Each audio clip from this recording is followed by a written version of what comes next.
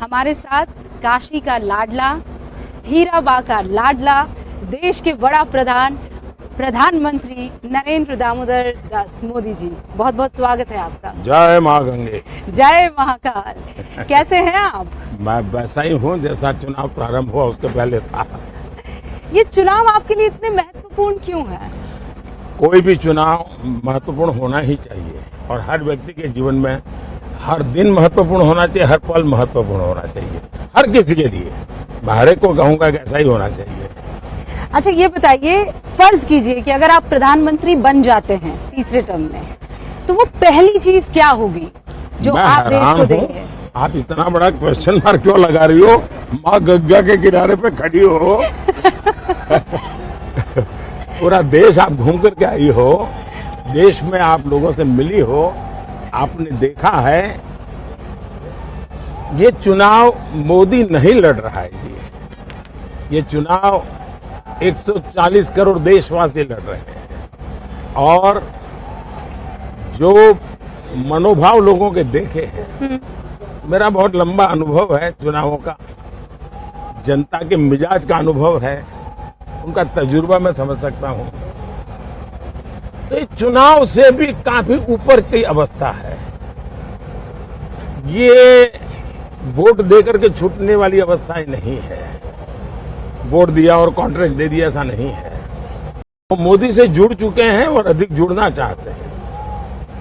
उनको लगता है कि देश ने कई सरकारों के मॉडल देखे, लेकिन भाजपा ने एक ऐसा मॉडल दिया है जिसमें आधुनिक भारत का संकल्प भी है, सपने भी है, और जिसमें साफ साफ देश के सामान्य मानवी जो 70-75 साल से इंतजार कर रहा था, जिसको लगता था कि आजाद होने के बाद ये सब उसे मिल जाएगा, उसको मिला नहीं। वो देने का काम आज मोदी कर रहा है। और इसलिए मुझे जो जमीनी सच्चाई है वो मेरे साथ जुड़ चुकी है, और जो खास करके युवा जनरेशन जिसने बुरे दिन देखे नहीं थे, 2014 के पहला जिसने उसको 5, 7, 10 साल की आयु का था, उसको लगता है यार स्पेस में रिफॉर्म हो रहा है, चंद्रयान हो रहा है, डिजिटल इंडिया हो रहा है, स्टार्टअप हो रहा है, ग्रीन हाइड्रोजन का हब बनने वाला है, फार्मा का हब बनने वाला है। ये उसको लगता है ये तो बिल्कुल दुनिया के लिए हमारा सब कुछ खुल जाएगा। जब वो देखता है कि हम मोबाइल फोन इंपोर्ट करते थे, और जब वो सोचता है कि यार दुनिया में हम सेकंड नंबर पर हैं मोबाइल एक्सपोर्टर के रूप में, तो मेरा नौजवान अपने सपनों को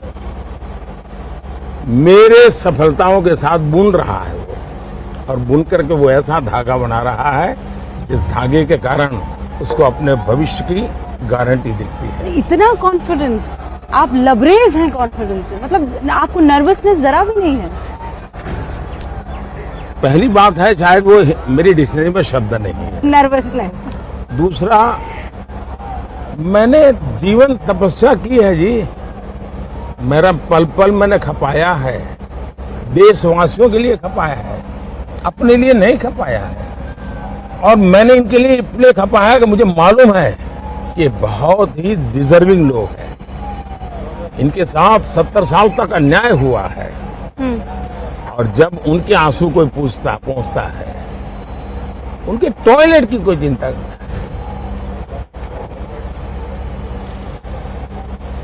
वो भूल नहीं सकता है। कोरोना का कठिन काल चूल्हा बुझने नहीं दिया था, बच्चे को भूखा सोने नहीं दिया था। क्यों? एक सरकार थी जिसने कहा था अनाज के भंडार पड़े लेकिन हम दे नहीं सकते हैं। एक ये सरकार है जिसका संकल्प है किसी का घर का चूल्हा मैं बुझने नहीं दूंगा। ये जो इमोशनल साइड है आपका, 15 साल से ज्यादा वक्त गुजरात में, 10 साल यहाँ केंद्र में, एक बहुत ही कड़े प्रशासक के तौर पर आपकी एक इमेज जो है निकल कर आई है, लेकिन हाल के दिनों में ये दिख रहा है कि आपका एक कोमल मन है जो रह रहकर बाहर आ जाता है। आप बहुत इमोशनल आदमी है, लेकिन उसे दुनिया से छुपाते हैं। ऐसा है कि अब टीवी का जमाना है तो लोगों को पता चल जाता है। ये कोई बाद में आई हुई चीजें नहीं होती है, जन्मजात होती है। और वो शायद मेरी स्ट्रेंथ भी है, दुनिया के नजरों में वो वीकनेस भी है, और विरोधियों के लिए ताना मारने का एक अवसर भी है। लेकिन मैं इन सब से परे हूं। मोदी आपका बच्चा है, आपने इसको बनाया है, आपने इसको पाल करके बड़ा बनाया है। कुछ कमी रह गई मैं ठीक करूंगा, अच्छा होगा तो आगे बढ़ाऊंगा। मैंने दो पर्सनालिटीज आपकी बताई, एक तो बेहद इमोशनल, एक कड़ा प्रशासक। लेकिन आपके विरोधी इन दोनों के इतर एक ऐसी इमेज आपकी उकेरते हैं जिसमें आप ऑटोक्रेट हैं, तानाशाह हैं, जहां आपके कोई राजनीतिक साथी साथ नहीं होते हैं, आप किसी का साथ पसंद नहीं करते। वो कहते हैं ये आदमी क्या समझेगा परिवार, इसका तो परिवार ही नहीं है। सचमुच में सवाल उनको पूछना चाहिए कि आप देश के लिए निकले हो, परिवार के बाहर कब निकलोगे? ये सवाल उनको पूछना चाहिए। अब कांग्रेस पार्टी का पूरा कैंपेन फैमिली कैंपेन बन गया है। बाकी सारे दल इंडिया अलायंस के हैं। आप तमिलनाडु देखिए, परिवार कैंपेन कर रहा था। आप कर्नाटका देखिए, परिवार कैंपेन कर रहा था।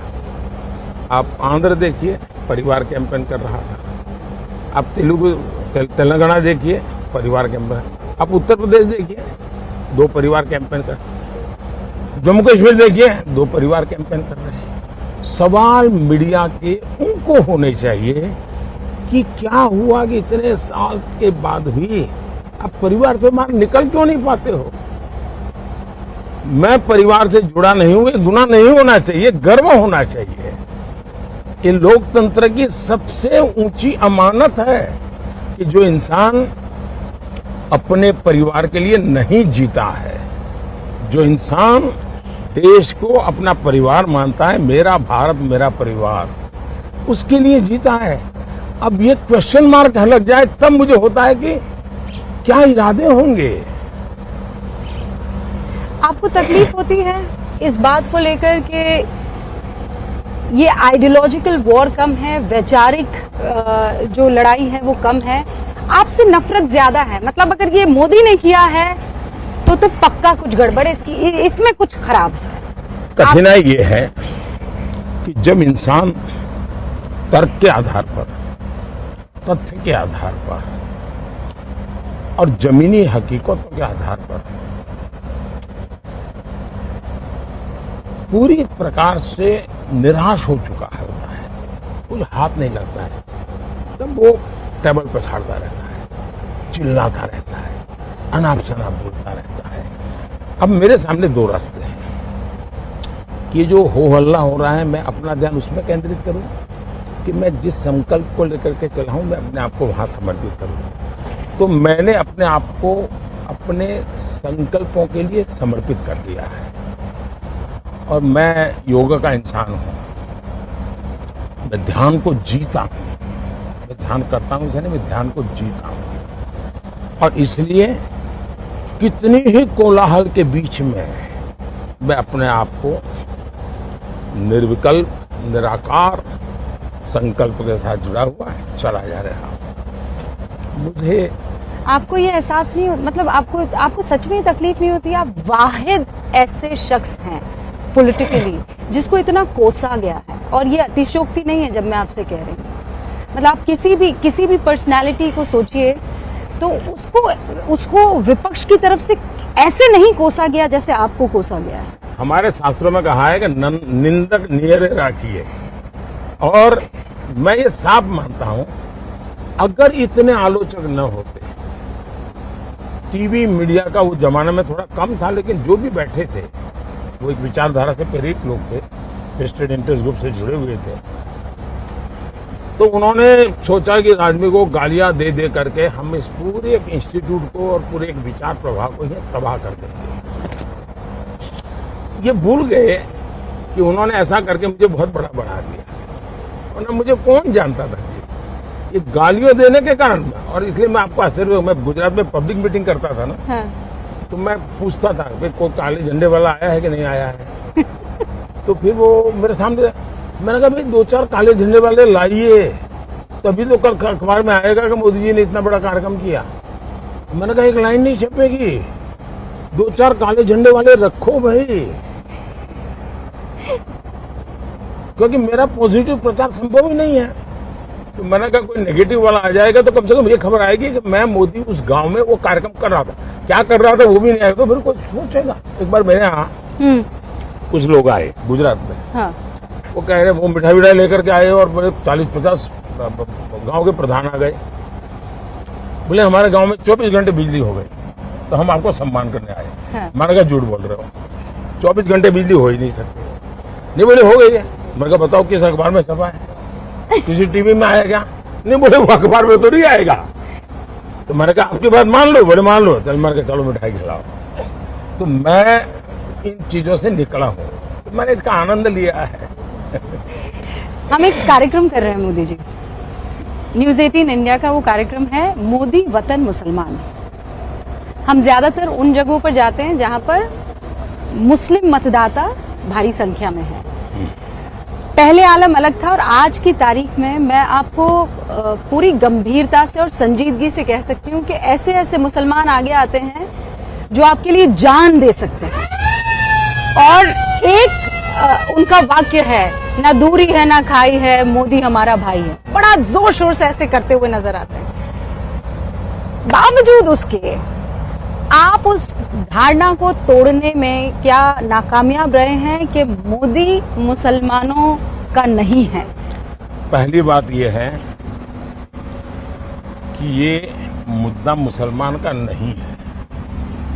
इंडिविजुअल मुसलमान कितना ही मोदी के साथ होगा, लेकिन एक निश्चित विचार प्रवाह है जो उनको आदेश करता है कि आप ये करो या आप वो करो, उसके आधार पर वो निर्णय करते हैं।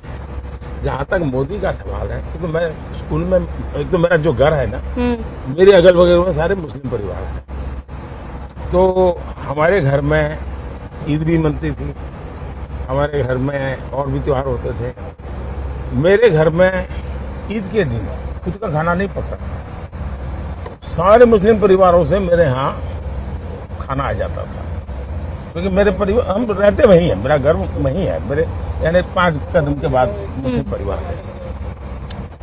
जब मुहर्रम निकलता था तो हमारा कंपलसरी होता था कि उससे नीचे से निकलो, जैसे परिक्रमा करते हैं ना मंदिरों, ताजिए के नीचे। हाँ, तो ताजिए के नीचे से निकलो, हमें सिखाया जाता था। तो मैं उस दुनिया से पला बढ़ा। आज भी मेरे बहुत सारे दोस्त हैं पुराने। दूसरा, 2002 के बाद मेरी छवि बहुत खराब हो गई, खराब कर दी गई गोधरा के बाद। तो मैंने सोचा भाई जरा रियलिटी जाननी चाहिए, तो मैंने हमारे 30 कार्यकर्ताओं का, युवाओं का एक ट्रेनिंग कैंप किया और उनको सर्वे करना सिखाया। सर्वे मतलब वो आंकड़ों वाला सर्वे नहीं, बातचीत कैसे करनी, बात कैसे निकालनी। अहमदाबाद में एक माणिक चौक करके जगह है, वो माणिक चौक में शाम को लोग खाना खाने जाते, खावानू ने पीवानू। हाँ। पर वहां दिन में जो बिजनेस है, सारे व्यापारी हैं और खरीदार सारे हिंदू हैं। बड़ा यूनिक मार्केट है, मतलब सारे व्यापारी मुसलमान हैं। सारे व्यापारी मुसलमान हैं और सारे खरीदार हिंदू हैं। और वो इतनी भीड़ होती है जी, पैदल नहीं चल सकते आप। साइकिल को तो लेके जाना इम्पॉसिबल है। अब दिवाली में बड़ी भाव है ना, आप अंदर गए 2 घंटे से निकल नहीं सकते, और हर प्रकार की चीजें बिकती है वहां। मैंने कहा मुझे उसी मार्केट में सर्वे करना है, वहां सर्वे करो। तो मैंने लड़कों को भेजा और मैं डेली रिपोर्ट लेता था। वो गए, पूछते थे कि आप बताइए दिवाली कैसी है। नहीं यार दिवाली बहुत अच्छी है। ये मैं 2002 की बात कर रहा हूँ। हाँ, मैं अभी आपसे पूछने वाली थी। 2002 की बात कर रहा हूँ। अच्छा। तो बोले दिवाली बहुत अच्छी है। फिर वो कहता था उसको जरा चुभने के लिए, वो कहता था क्योंकि मोदी बैठा है यार, दिवाली है मोदी का नाम मतलब। ये बच्चा होता था उनका, बोले इसकी माँ सुनेगी ना तो मुझे रात को खाना नहीं देगी। बोले क्यों? अरे बोली मोदी नहीं आया ना तब तक ये स्कूल नहीं जाता था। बोले मोदी आया तो स्कूल जा रहा है। ये दिवाली की छुट्टियां हैं तो मेरे यहाँ दुकान पे मेरी मदद कर रहा है। बोले पहले कभी दुकान पे नहीं आता था। बोले मेरा सर फूट जाता था। बोले उसकी माँ इतनी खुश है कि मेरे बच्चे सब उनका जीवन बन रहा है। तो बोले मोदी के खिलाफ मेरे अगर में मत बोलो बोले। और करीब करीब 90% दुकान वालों का तर्क अलग अलग होंगे, यही जवाब था। दूसरा, मुझे कुछ महिला एक बार मिल आई, मुस्लिम महिला, तो बड़ी बधाई दे रही थी, फिर कुछ अपेक्षाएं लेकर के आई थी। मैं क्या बधाई? बोले वो जुहापुरा की थी, और जुहापुरा वो है, मैं गई हूँ जुहापुरा, जहाँ करीब 3-4 लाख मुसलमान का एक गेटोज है। तो बोले हम वहां से आए हैं। तो मैंने कहा कोई तकलीफ है क्या, कोई पुलिस वाला, कोई सरकार कुछ हैरान करती है आपको क्या? नहीं नहीं बोले साहब, हम तो आपके अभिनंदन करने आए हैं और कुछ काम लेके आए। तो क्या बताइए? बोले आपने बिजली का काम किया ना, बहुत अच्छा किया। मैंने कहा कहाँ? वो तो मैंने बहुत बुरा किया है। मैंने कहा मैंने 35 किलोमीटर केबल, उस इलाके 35 किलोमीटर केबल उखाड़ के फेंक दिया है, और वहां कोई सरकारी आदमी नहीं जा पाता था। बोले साहब वही अच्छा काम किया है। मैंने कहा कैसे? मैंने तो बिजली काट दी, मैंने तो केबल काट दिए। बोले नहीं साहब, हमारे यहाँ आपका तो एक बोले बिजली मंत्री है, हाँ। हमारे यहाँ हर मोहल्ले में बिजली मंत्री है, और बोले बिजली दे करके वो हमसे पेमेंट लेते थे, केबल उनके थे। बोले सरकार की बिजली चोरी करके हमको बेचते थे और हमारे पैसे बहुत जाते थे। बोले अभी रेगुलर बिजली मिल रही है, कोई हमें दादागिरी नहीं करता है। बोले इसलिए हम आए हैं। पहले मेरे पर अखबारों में अखबार, मोदी ने वहां पर जुल्म कर दिया, सारे केबल काट दिए। एक्चुअली मैंने उनका भला किया। तो ऐसा मेरे जीवन में सैकड़ों घटना है जी, लेकिन मैं इसका मार्केटिंग नहीं करता हूं। क्यों? मेरा पहले से मंत्र रहा है सबका साथ सबका विकास। मैं वोट बैंक के लिए काम नहीं करता हूं, और जो गलत है वो सब मैं गलत कह के रहूंगा। स्टेज पर आपने मुसलमानों का जब जिक्र किया तो घुसपैठिया, ज्यादा बच्चा पैदा करने वाला, इसकी क्या जरूरत आन पड़ी थी? मैं हैरान हूं जी, ये किसने आपको कहा कि जब ज्यादा बच्चों की बात होती है तो सिर्फ मुसलमान का नाम जोड़ देते हैं? क्यों मुसलमान के साथ अन्याय करते हैं आप?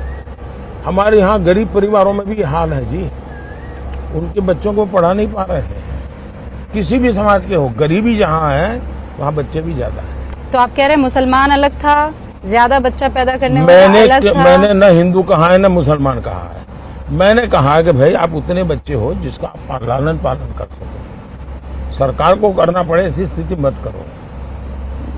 इस बार मुसलमान आपको वोट देगा? आपको उनके वोट की चाहत है? मैं ये मानता हूं कि मेरे देश के लोग मुझे वोट देंगे। मैं जिस दिन हिंदू मुसलमान करूंगा ना, उस दिन मैं सार्वजनिक जीवन में रहने योग्य नहीं रहूंगा, और मैं हिंदू मुसलमान नहीं करूंगा। ये मेरा संकल्प है। अगर मैं घर देता हूं, मैं सैचुरेशन की बात करता हूं, 100% डिलीवरी। इसका मतलब हुआ गांव में मानो 200 घर है, कौन समाज है, कौन जाति है, कौन धर्म है, 9, उन 200 घर में अगर 60 लाभार्थी हैं तो उन 60 लाख लोगों को मिलना चाहिए।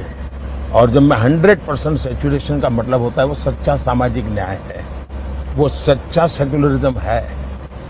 जब आप उसमें करप्शन की भी संभावना नहीं रहती, तो आपको मालूम है भाई भले ये उसको मंडे को मिला है ना, अगले मंडे को मेरा नंबर लग जाएगा। नहीं, इस बात की गवाह तो मैं भी हूँ। हाँ। मुसलमान ये बात कहते हैं और ये मानते हैं कि उनके घर पे सड़क आई है, बिजली आई है, उनके घर पे सिलेंडर आया है।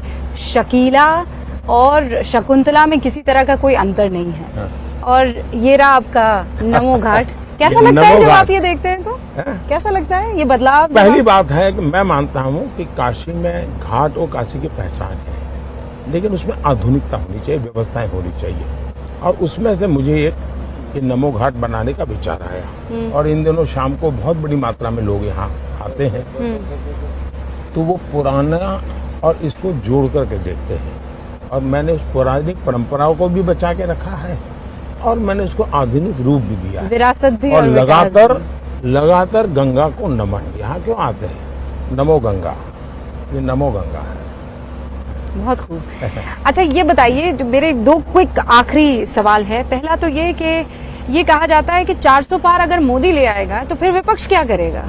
विपक्ष एक मजबूत स्थिति में होगा तभी तो लोकतंत्र चल पाएगा। आप क्यों चाहते हैं कि सब आप ही के पास आ जाए? मैं चाहता हूं कि विपक्ष मजबूत बने, मैं इसी के लिए मेहनत कर रहा हूं। लेकिन मजबूती का मतलब ये नहीं कि हाउस न चलने दे, हुड़दंग करे, अनडेमोक्रेटिक वे में काम करे। भारत का दुर्भाग्य है कि पिछले 10 साल ये लोग पूरी तरह विपक्ष के रूप में भी फेल गए।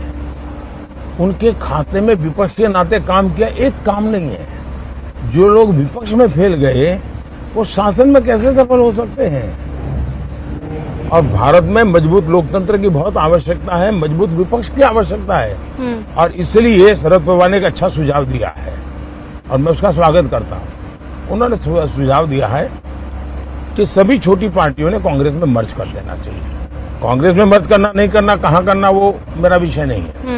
लेकिन इसका अर्थ मैं ये निकालता हूं, अगर ये मर्ज हो जाते हैं, क्योंकि उनको चिंता ये है कि इस चुनाव में मान्य विपक्ष संभव नहीं होगा, इतने सीटें भी नहीं आएगी, कोई रिकॉग्नाइज ऑपोजिशन बने। और इसलिए अगर मर्जर कर देंगे तो नंबर थोड़ा हो जाएगा, तो हम मान्य विपक्ष बनेंगे। दूसरा, आपको आश्चर्य होगा, मैंने कानून में परिवर्तन किया। हमारे यहाँ बहुत सी योजना ऐसी है, बहुत सी कमेटियां ऐसी है जिसमें लीडर ऑफ अपोजिशन बैठ सकता है और बड़े महत्वपूर्ण निर्णय होते हैं। तो मैंने कानूनी परिवर्तन किया कि भाई लीडर ऑफ अपोजिशन है ही नहीं, क्योंकि 2014 से 19 तो उनके पास सीटें नहीं थी। मैंने कहा लार्जेस्ट पार्टी का लीडर उसको बिठाओ। मैं इतना डेमोक्रेट हूँ, वरना मैं नहीं बिठाता, मुझे कोई जरूरत नहीं थी, लेकिन फिर भी मैंने किया है। मुझे पता है वक्त की कमी है, लेकिन पिछली बार जब मैंने आपका इंटरव्यू लिया था और बहुत से लोग हैं जिन्होंने इस सवाल पर बहुत खिल्लियां उड़ाई थी, लेकिन वो सवाल मैंने इसलिए पूछा था कि खेत में गन्ना काट रही एक औरत ने मुझसे ये कहा था। और आज फिर मैं वो सवाल आपसे पूछूंगी। 5 साल पहले मैंने आपसे कहा था आप थकते क्यों नहीं हैं।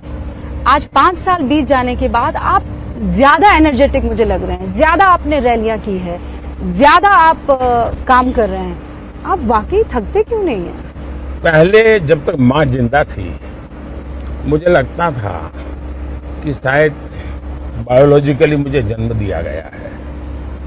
माँ के जाने के बाद इन सारे अनुभवों को मैं जोड़ करके देखता हूँ तो मैं कन्विंस हो चुका हूँ। गलत हो सकता हूँ, लोग लेफ्टिस्ट लोग तो मेरे धज्जियां उड़ा देंगे, मेरे बाल नोच लेंगे। मैं कन्विंस हो चुका हूँ कि परमात्मा ने मुझे भेजा है। ये ऊर्जा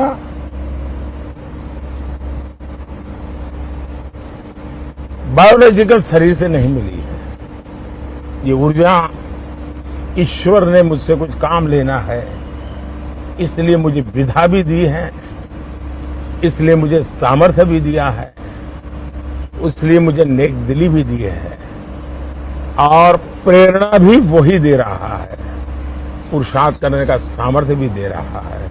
और मैं कुछ नहीं हूं, एक इंस्ट्रूमेंट हूं जो ईश्वर ने मेरे रूप में मुझसे लेना तय किया है। और इसलिए मैं जब भी कुछ करता हूं तो मैं मानता हूं शायद ईश्वर मुझसे करवाना चाहता है। क्या परिणाम होगा चिंता छोड़ो, मैं सिर्फ ईश्वर को समर्पित हूं। दूसरा, लेकिन उस ईश्वर को मैं देख नहीं सकता हूं, तो मैं भी एक पुजारी हूं, मैं भी एक भक्त हूं। तो मैंने 140 करोड़ देशवासियों को ईश्वर का रूप मान करके चलता हूं, वही मेरे भगवान है।